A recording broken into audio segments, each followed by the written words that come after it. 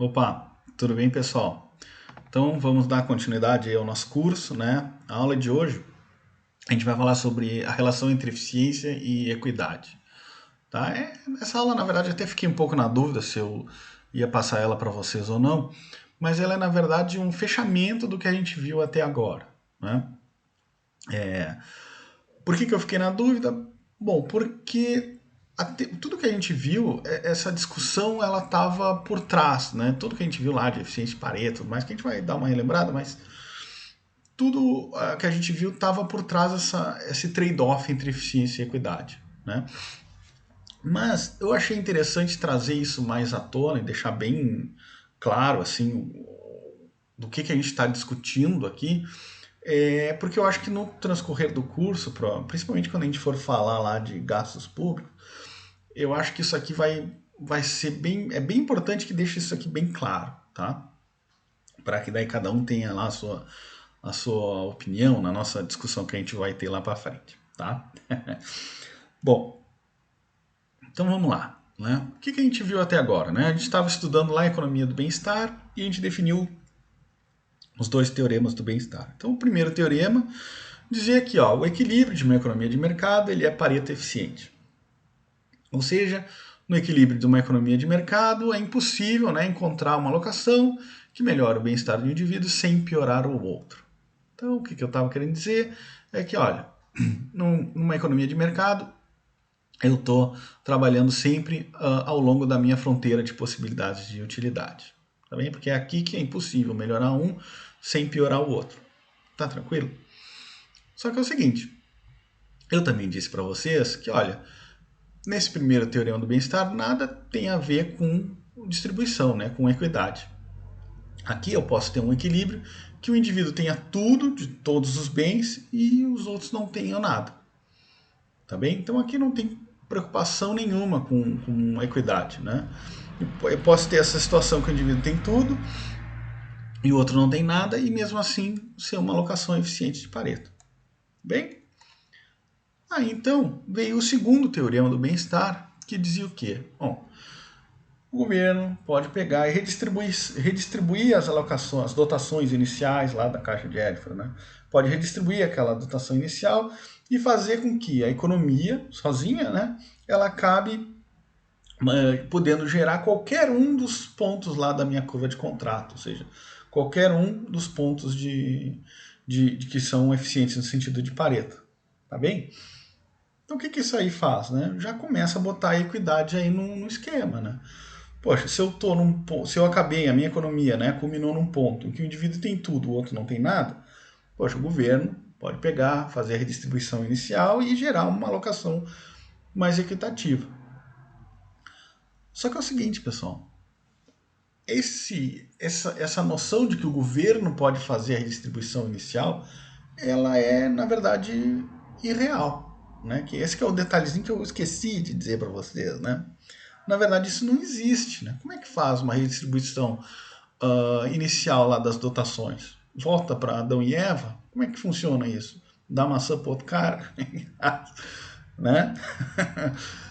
Bom, o que existe mesmo na prática? O governo ele tem que pegar, que é o que está escrito aqui, né? O governo ele tem que pegar através de impostos e de transferências, né? Que, é claro, são baseados em resultados econômicos, que ele vai gerar essas alocações mais equitativas. Tá? Então, o que acontece? Né? Quando eu tarifo renda, quando eu tarifo trabalho, quando eu tarifo consumo, eu estou mudando os incentivos para gerar renda, para trabalhar e para consumir. Ou seja, eu estou gerando distorções. Tá bem?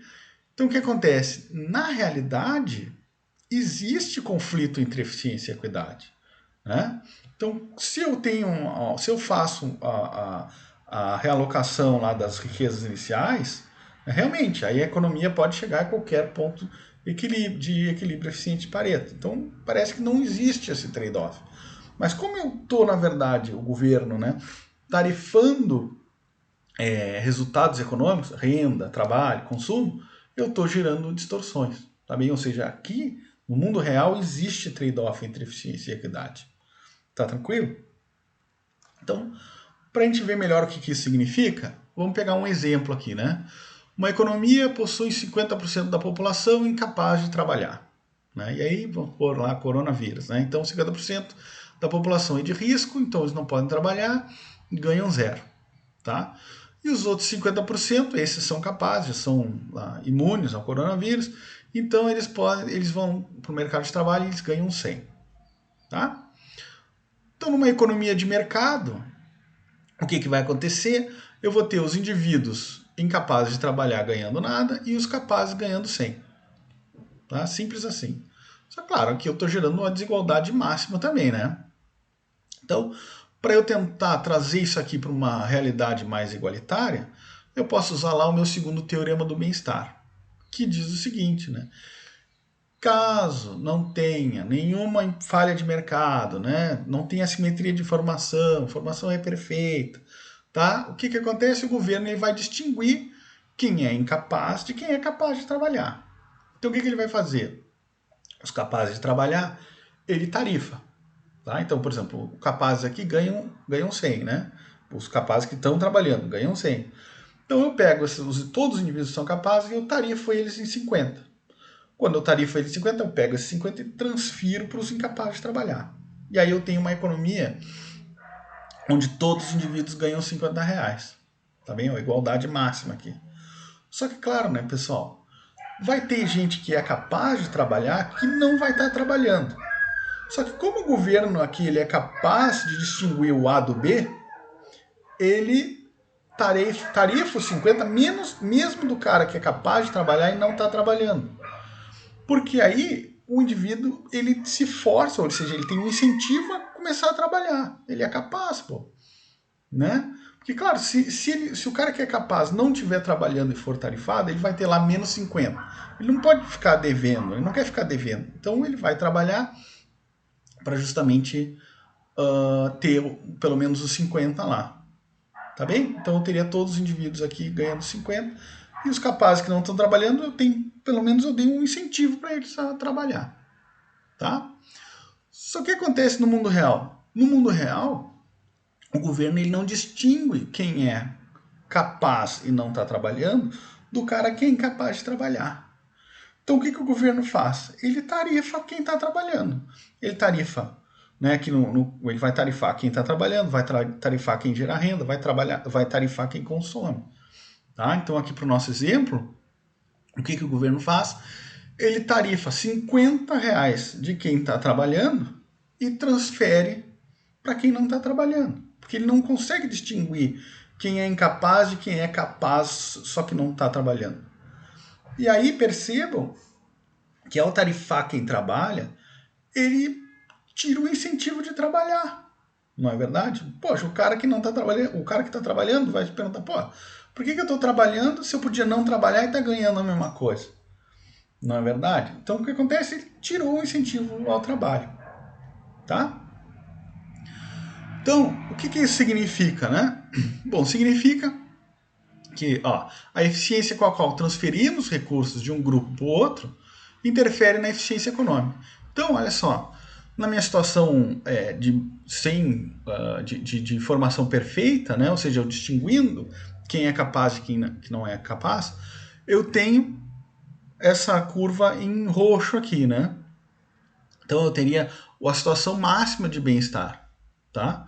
Só que como eu não enxergo, como o governo acaba gerando distorções, a minha fronteira de possibilidades de utilidade, ela acaba reduzindo aqui, tá bem? Acaba achatando, né? Eu acabo distorcendo os incentivos, né? Gerando distorções na minha economia, tá? Então, por exemplo, eu posso taxar os ricos, né? Fazendo o que pode fazer com que eles trabalhem menos, né? Já que o retorno do esforço deles vai ser menor. Ao mesmo tempo, eu transferir dinheiro para os pobres pode fazer com que eles busquem trabalhar ainda menos. Afinal de contas, se eles trabalharem mais, começarem a ganhar o dinheiro que tira eles desse nível de pobreza, eles podem acabar não sendo mais elegível para ganhar essa transferência. Tá bem?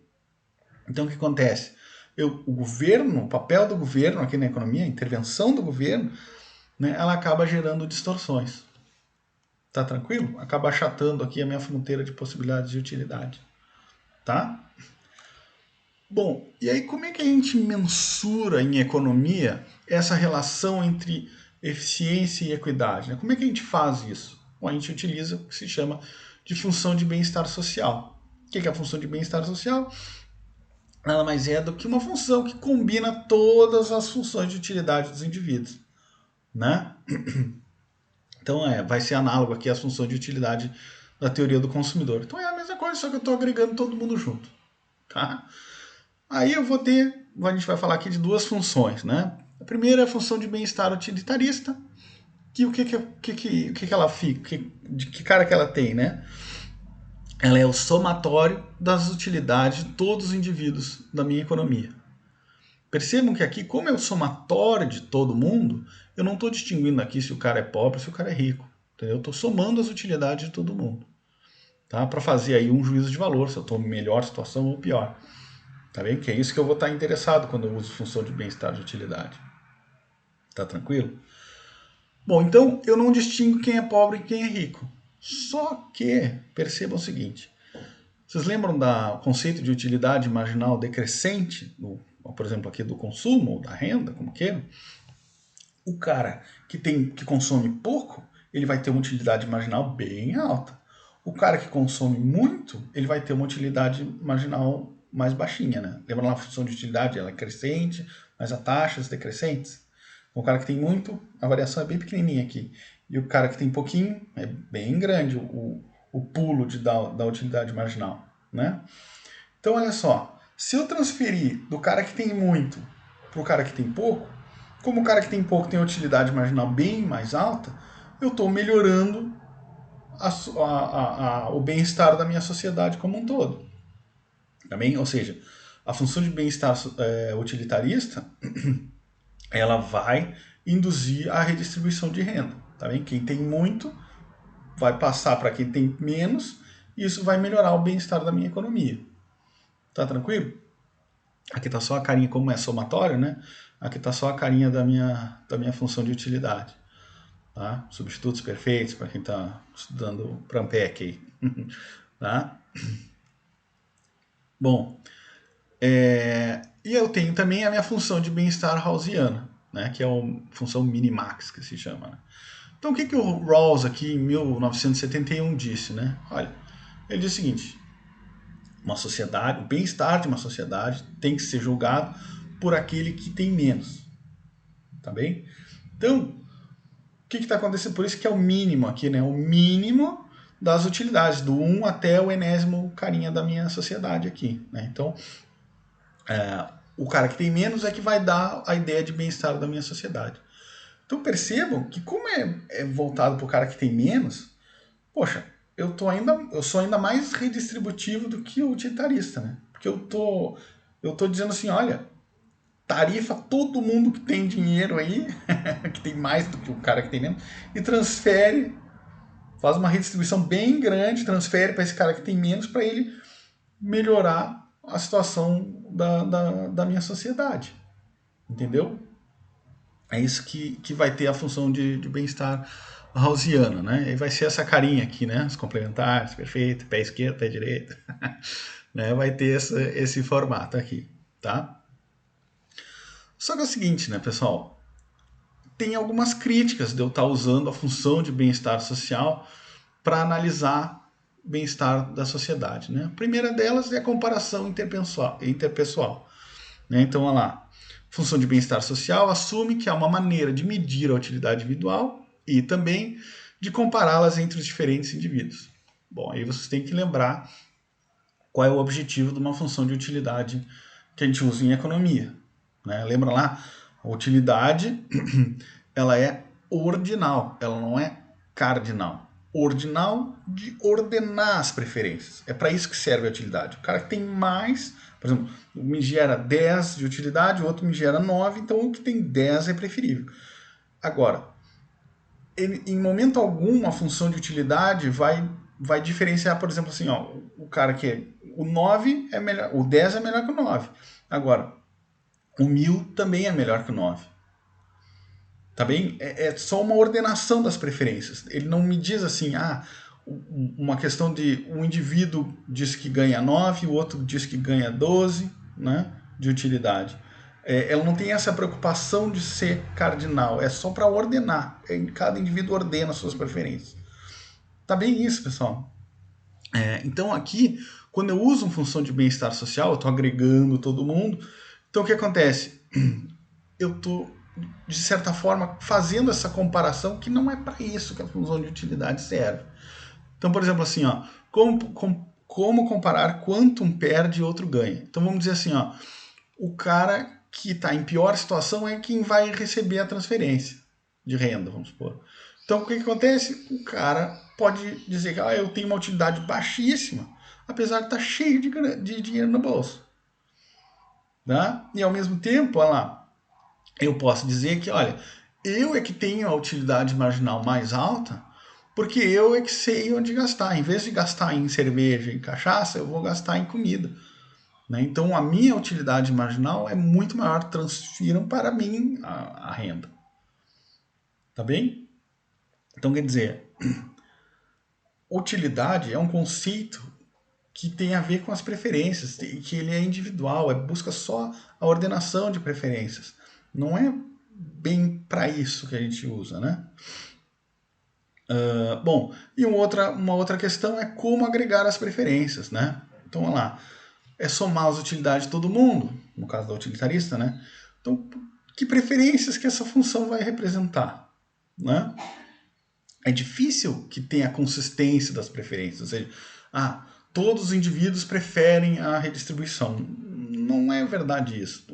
Tem caras que vão ter mais dinheiro que eles não vão estar interessados em redistribuição. Né? Eles querem maximizar a utilidade deles lá e ficar quieto. Azar dos pobres. Né? Então como é que agrega tudo isso? Né? Então os pobres, vamos dizer, vai ter mais tendência a preferir a redistribuição, os ricos não. Então quer dizer que será que se tiver mais pobres, eu vou ter a redistribuição, porque afinal de contas, né, utilitarista, soma as utilidades de todo mundo. Será que se eu tenho maior número de pobres, será que é isso que vai representar a minha função de utilidade e bem-estar? Enfim, como é que funciona, por exemplo, um parque de construção de uma praça? Né? Como é que funcionam essas coisas? Como é que agrega essas preferências? Isso a gente vai falar até um pouco na próxima semana, mas enfim, a questão de agregar as preferências é difícil também. Né? Bom, e aí, só para ilustrar também, né, existem outros critérios, além de função de bem-estar social, que levam aí a essas preocupações redistributivas. Né? Uma seria a igualdade em termos de bens, então a sociedade deve garantir que os indivíduos possuam um conjunto de necessidades básicas, né, que são os direitos, né, garantidos de direitos, e aí além desse ponto mínimo, a distribuição é irrelevante. Então, por exemplo, todo mundo tem que ter, sei lá, uma cama para dormir, uma televisão, um computador, né? O que vem acima disso deixa o mercado decidir, tá? Um outro conceito bastante interessante, que eu sei que o Rodrigo Ávila trabalha bastante, que é a igualdade de oportunidade. Então, olha lá, a sociedade deveria garantir que todos os indivíduos tenham iguais oportunidades de sucesso. Então é o seguinte, né? Os indivíduos eles acabam sendo aí compensados por desigualdades que não são responsáveis. Né? Então, sei lá, o cara que é rico, ele tem tudo mais constante, né? Uma probabilidade bem mais alta de entrar numa universidade para estudar do que o cara mais pobre. Então, o que acontece? Esse cara que é mais rico, ele não precisa se esforçar tanto. Já o cara que é mais pobre precisa se esforçar muito, né? Então, o que diz a igualdade de oportunidade é que tem que haver algum mecanismo, algum tipo de uma gangorra, né, que equilibre essas forças, de modo que o esforço é que conte, não a posição de onde o cara saiu, mas o esforço é que conte para decidir, por exemplo, quem vai entrar numa universidade. Tá bem? E tem várias outras coisas aqui, né, pessoal? Quem está familiarizado lá com a literatura da abordagem de capacitações, a Amartya Sen, Martha Nussbaum, né, que eles vão dizer, precisa de funcionalidades, capacitações, né, são importantes para os indivíduos buscarem lá o que eles realmente valoram, né, para o seu florescimento, né. Martha Nussbaum vai indicar até uma listinha de 10 funcionalidades que todo o indivíduo deveria ter para ser de fato livre, né, e buscar florescer. Mas isso aqui fica para um outro curso aí, tá? Mas só para dizer que isso existe. Bom, e aí eu achei muito interessante esse estudo aqui, que é do Sais e da Stancheva, né? Até tem o site dele, muito o site dele disponibiliza as aulas, muito desse curso aqui está sendo inspirado nas aulas dele, né? Então, o que acontece, né? Esse artigo deles, eles buscaram testar as preferências sociais ao perguntar questões hipotéticas, né? O que você acha, para quem você daria, o que você faria, tá? E aqui tem os resultados, né? Só muito brevemente, antes da gente passar para as perguntas mesmo, né? Bom, as pessoas tipicamente não possuem um princípio de justiça utilitarista, né? O amante do consumo não é visto como mais merecedor que a pessoa simples. Bom, aqui, vamos passar para as perguntas e depois a gente analisa, né? Então, o que acontece? Aqui, na verdade, né, infelizmente, estamos à distância, né? Mas ia ser legal se vocês até pudessem responder o questionário. Bota nos comentários aqui embaixo, né? Para a gente ver o que vocês pensam. Então, vamos lá. Opa. Quais dos seguintes indivíduos você acha que é mais merecedor de uma redução de R$ 1.000 aqui nos impostos, tá? Então, o indivíduo A, ele ganha 50 mil por ano, tá? Paga 10 mil em impostos, então recebe líquido 40 mil, tá? Ela gosta bastante de gastar dinheiro, né? Sair para comer em restaurantes caros, viajar e ir para lugares bem chiques, tá? Ela sempre pensa que ganha muito pouco, né? Ou seja, ela tem muito pouco dinheiro para gastar, tá? O indivíduo B ganha a mesma quantidade, os mesmos 50 mil por ano, também paga 10 mil em impostos e também ganha os mesmos 40 mil líquidos, tá? Mas é uma pessoa muito simples, né? Que entende que a sua renda atual é o suficiente para satisfazer as suas necessidades, tá? Então, quais são as opções aqui? O indivíduo A é o que mais merece ter uma redução de R$ 1.000 aqui de impostos. É o indivíduo B, que é o mais simples, né? Então aqui o indivíduo A é o cara que sempre acha que tem pouco dinheiro para gastar, né? Percebe que aqui também a utilidade marginal aqui dele é mais alta, né? O indivíduo B, por sua vez, é o cara que é mais simples, então ele já está de boas, né? Ele ganha 40, tá líquido, então para ele está tranquilo esses 40. Ou se os dois indivíduos são igualmente merecedores dessa redução de R$ 1.000 nos impostos, tá? É a pergunta que não quer calar. É uma pena que estejamos à distância, né? Bom, a pergunta B. Qual dos seguintes dois indivíduos é mais merecedor de uma redução de R$ 1.000 nos impostos? Então, o indivíduo A ganha 30 mil por ano, tá? E trabalha em dois lugares diferentes, num total de 60 horas por semana a $10 a hora, R$ 10 a hora. Ela paga 6 mil em imposto, tirando então líquido 24 mil. Tá bem? É uma pessoa que é muito trabalhadora, mas não tem um salário muito alto, né? Ela acaba não ganhando muito pelo esforço que ela tem, né? De maneira que o seu salário é baixo, tá? O indivíduo B também ganha a mesma quantia, né? Tem 30 mil por ano, trabalhando num trabalho part-time, né? Que é apenas de 20 horas por semana, tá? Então, enquanto a outra trabalhava 60, esse aqui trabalha só 20. Mas ele ganha R$ 30 por hora, né? Ou seja, aí ela acaba pagando 6 mil em impostos e também tem os mesmos 24 líquidos, tá? Então, a diferença aqui é que o indivíduo A trabalha bastante, né, feito um camelo, e o indivíduo B trabalha bem pouquinho. Só que é o seguinte, ela que já tem um salário hora bastante alto, então ela prefere simplesmente trabalhar menos e ganhar menos para curtir lazer, Tá? Então, quem que você acha que merece essa redução de R$ 1.000 nos impostos? Né? Seria o indivíduo A, que é o mais trabalhador? Seria o indivíduo B, que é mais gosta mais do lazer? Ou será que os dois indivíduos eles são igualmente merecedores dessa redução nos impostos? Né? Fica a pergunta.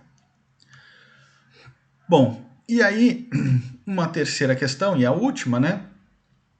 Assumimos agora que o governo pode aumentar os benefícios em R$ 1.000 do pessoal que ganha benefícios do governo. Tá?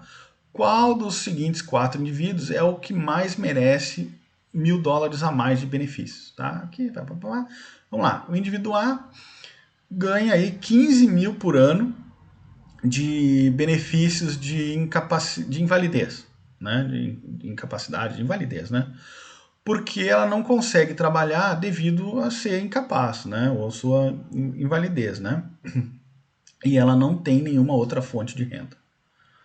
Tá? Então, o indivíduo A ganha 15, todo oriundo desses benefícios por invalidez. O indivíduo B ganha os mesmos 15 por ano, mas é através de benefício por desemprego. Tá? E também não tem nenhuma outra fonte de recurso. Ela perdeu o seu emprego e não tem conseguido procurar um novo emprego.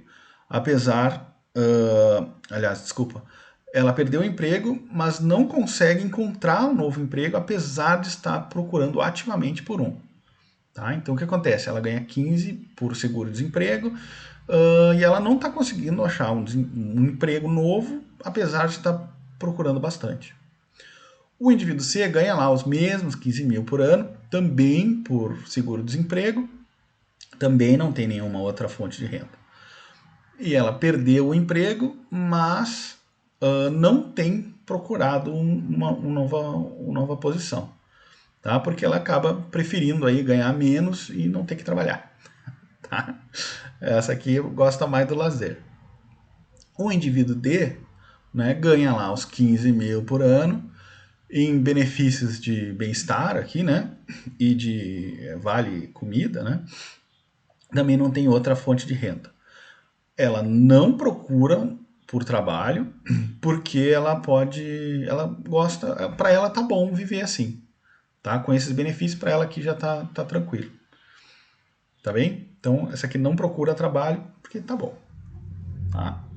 Então aí, quem é dos 4 que ganha mais? Que merece mais um aumento de R$ 1.000 nos seus benefícios? Fica a dúvida. Então aqui tá os resultados, né? Do artigo deles. Então olha só. Para o cara que sempre achava, a relação aqui entre a pessoa que sempre achava que eu preciso de mais dinheiro para gastar, eu não ganho o suficiente. Para o outro que dizia, não, a vida é simples, os meus 40 mil lá, tá tranquilo. Né? Então o que o pessoal disse aqui, ó, em 1.125 pessoas, né? Olha,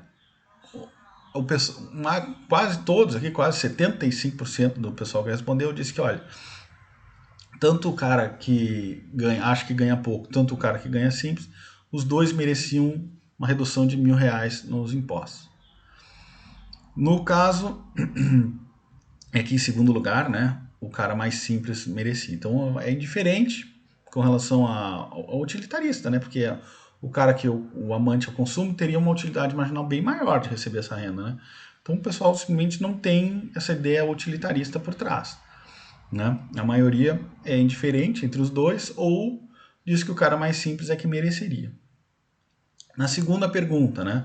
A relação entre a pessoa lá que trabalhava bastante, 60 horas por semana, e o outro que curtia mais lazer e trabalhava só 20, né? Mas ganhava as mesmas coisas. O que eles dizem? O que a pergunta, os respondentes aqui disseram, né?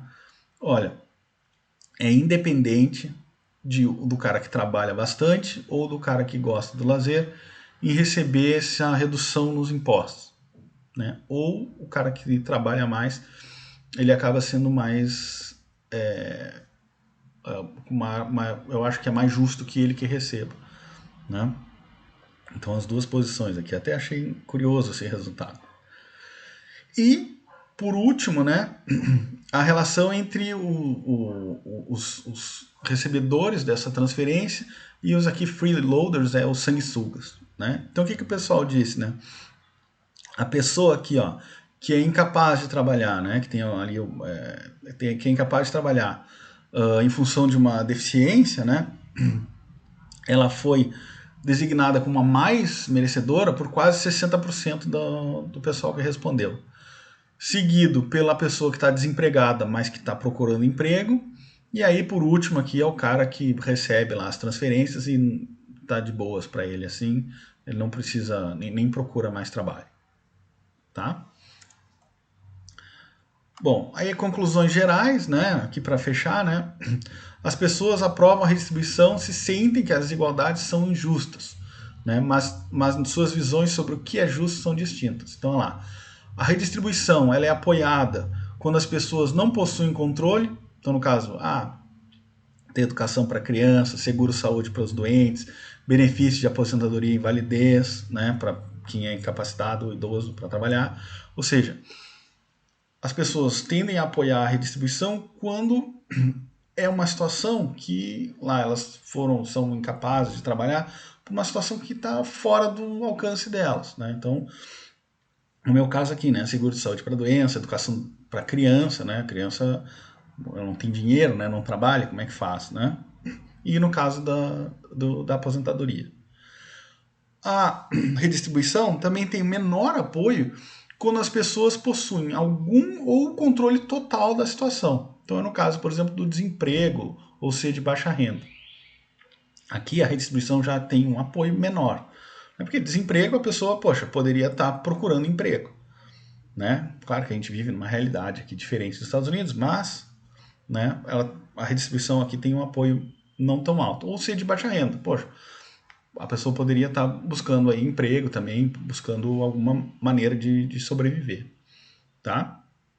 E também a redistribuição tem menor apoio quando as pessoas não pertencem. Né? É o caso lá dos sanguessugas aqui, né? Quando as pessoas não têm esse conceito social, né? Não percebem que eu estou recebendo o benefício, então para mim tá bom, eu não preciso buscar trabalho. Tá? Isso aí reduz também o apoio à redistribuição. E aqui, pessoal, é a grande discussão que existe em termos de política, né? Claro que aqui o termo liberal e conservador é mais viesado para o significado americano, mas o que os conservadores dizem? Né? Dizem o seguinte, olha, os indivíduos eles têm controle. Os conservadores dizem o seguinte, as pessoas são responsáveis por si mesmas. Né? Então o que o governo deve fazer é aplicar e fazer cumprir as regras. Né? Aqui, ou seja, não tem um viés de redistribuição de renda nenhum, né? Ou pelo menos muito baixo. O importante é que o governo reforce as regras das coisas. Já os liberais, de novo, né? Liberal na interpretação americana aqui, né? Muitas forças na sociedade além do controle individual. Né? Estamos nessa junta. A sociedade deve prover ajuda. Ou seja, já para os liberais, tem que existir uma rede de apoio para as pessoas. Né? Como as pessoas não sabem quando vão ficar doentes, quando vão ficar desempregadas, né? Os liberais eles vão ter essa tendência a ter essa participação maior do governo no sentido de ajudar as pessoas que estão em mais dificuldade. Tá bem? Ou seja, aqui os conservadores, então, eles vão estar mirando muito mais para a eficiência, preocupação muito mais de eficiência, enquanto que os liberais vão ter uma preocupação mais para o lado da equidade. Tá tranquilo, pessoal? Acho que por hoje era só, né? Da última aula peguei pesado aqui, hoje foi um pouquinho mais tranquilo, 34 minutos. Tá bem? Um abraço e até semana que vem. Pá.